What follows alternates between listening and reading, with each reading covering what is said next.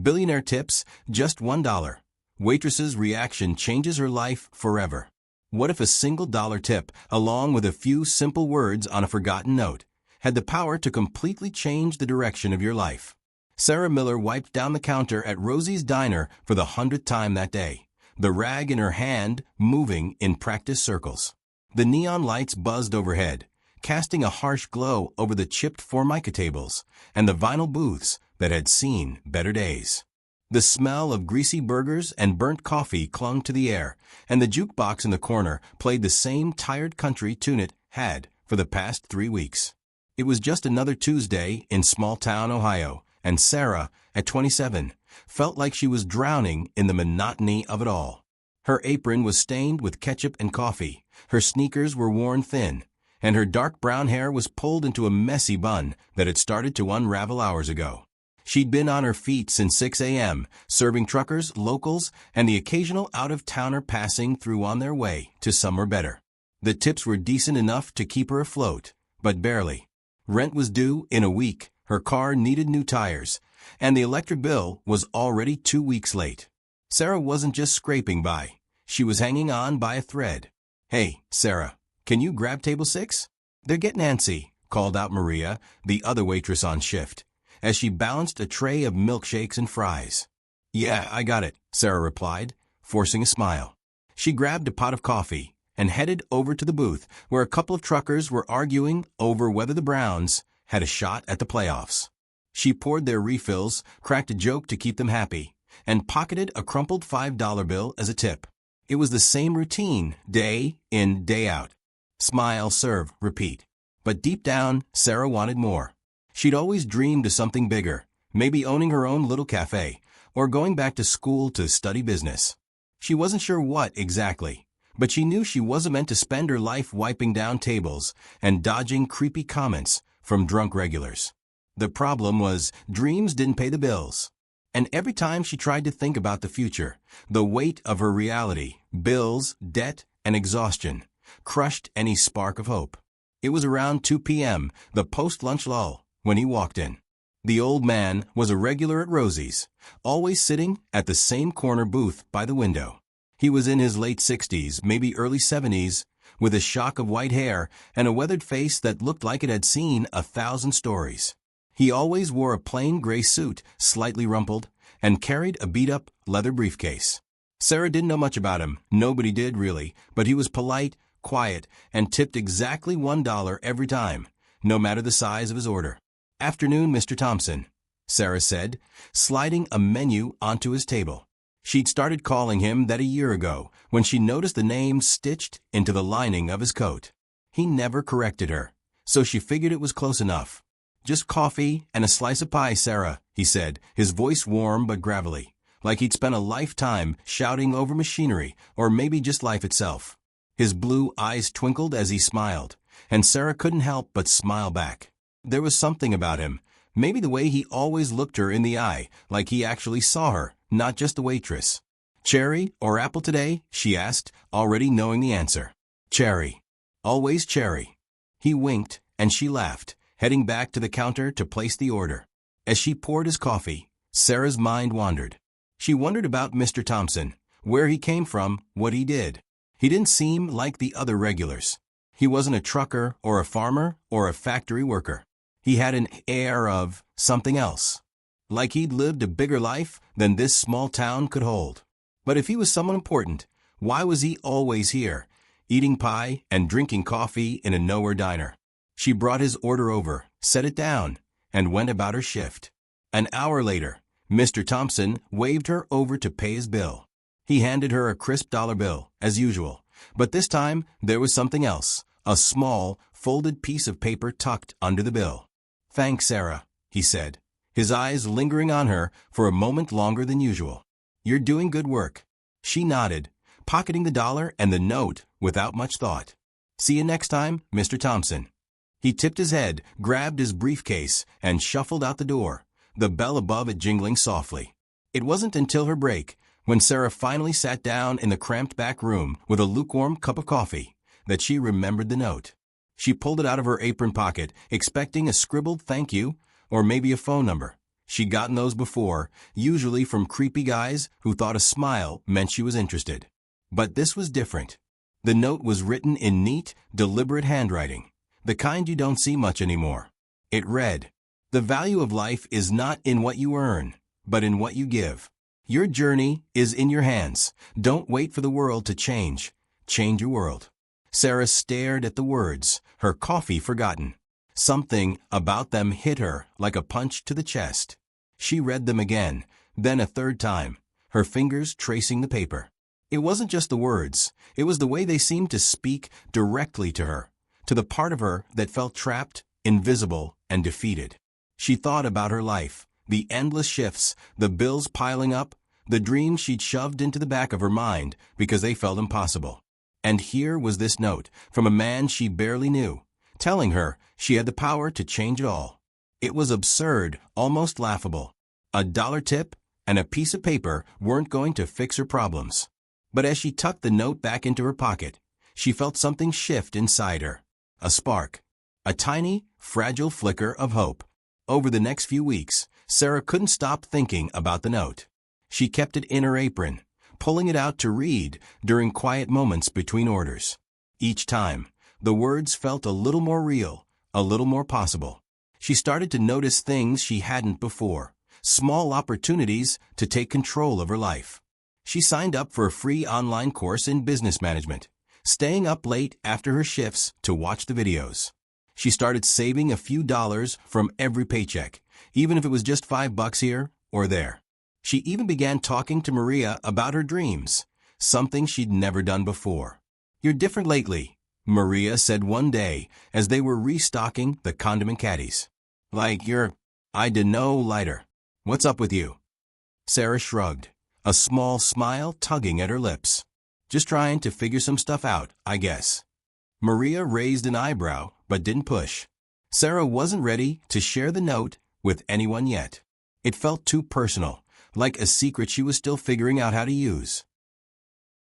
Meanwhile, Mr. Thompson kept coming in, same as always. Coffee, cherry pie, $1 tip. He didn't mention the note, and Sarah didn't bring it up.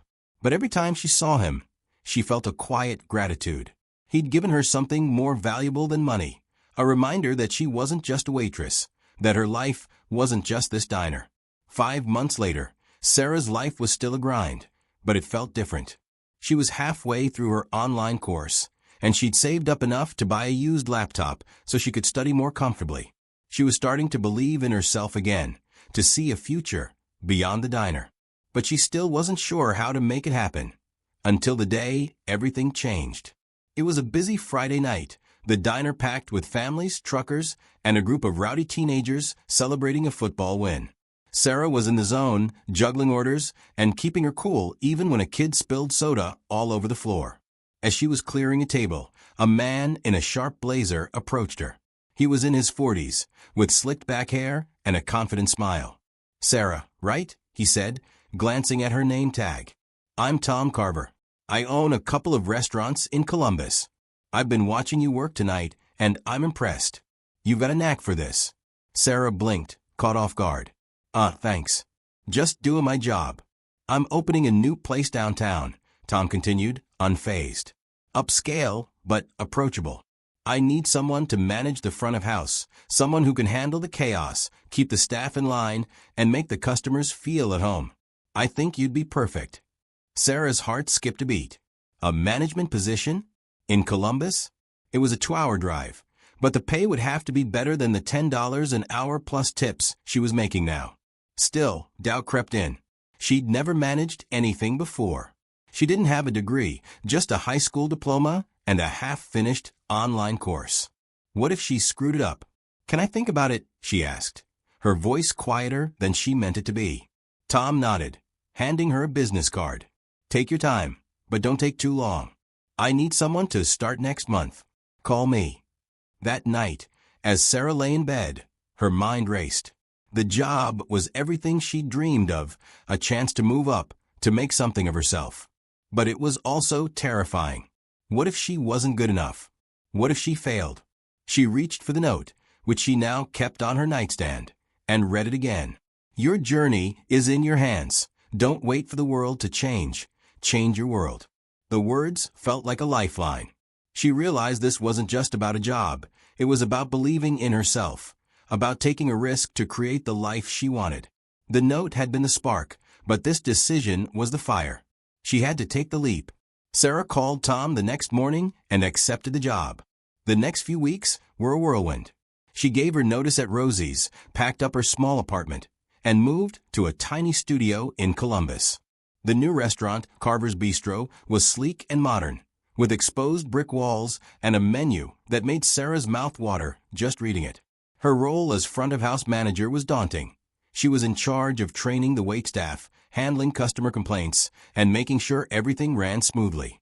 But she threw herself into it, fueled by the words of that note and the belief that she could do this. The first few months were tough. There were late nights, angry customers, and a learning curve steeper than she'd expected. But Sarah was a quick study. She listened to her team, learned from her mistakes, and leaned on the confidence that had been growing inside her since that day at the diner. Slowly but surely, she found her rhythm. One evening, as she was closing up the restaurant, Tom called her into his office. "Sarah, you're killing it," he said, leaning back in his chair. "The staff respects you, the customers love you, and you've got a head for this business. I'm thinking about opening another location next year. If you keep this up, I want you running it." Sarah's jaw dropped.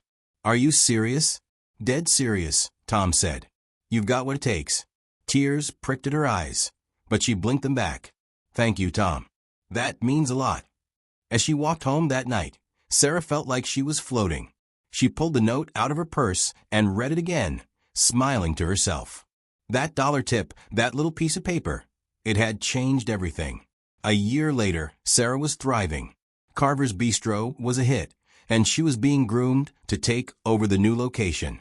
She'd traded her beat-up sneakers for sharp heels, her apron for a blazer, and her doubts for a quiet confidence. But the real transformation wasn't the job or the money. It was the way she saw herself. One day, on a whim, she drove back to Rosie's diner to visit Maria. The place hadn't changed. The same neon lights, the same jukebox, the same smell of coffee and grease. Maria screamed when she saw her, pulling her into a hug. "Look at you, big shot," Maria teased, eyeing Sarah's new look. "What's it like being all fancy?" Sarah laughed. "It's work, but it's good. I miss this place, though." As they chatted, Sarah's eyes drifted to the corner booth. Mr. Thompson wasn't there, but the memory of him was. She'd never thanked him for the note, never told him what it had meant. She didn't even know if he still came around.